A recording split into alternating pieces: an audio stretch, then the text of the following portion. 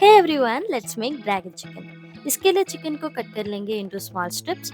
उसमें ऐड करेंगे 1 spoon of ginger garlic paste, black pepper, baking soda, salt, egg white, 2 spoons of maida, 2 spoons of cornflour. इसको अच्छे से mix करके marinate कर लेंगे फॉर 30 मिनट्स। आफ्टर मैरिनेशन इसको हम लोग डीप फ्राई कर लेंगे गरम गरम ऑयल में। पैन में हम लोग लेंगे थोड़ा ऑयल, उसमें ऐड करेंगे थोड़ा जिंजर, थोड़ा garlic, 1 chopped onion, red chillies, capsicum, green chillies. इसको मिक्स करके हमारे चिकन स्ट्रिप्स को ऐड कर लेंगे। फिर हम लोग उसमें डालेंगे 1 spoon of red chilli powder, 1 spoon of black pepper and spoon of salt.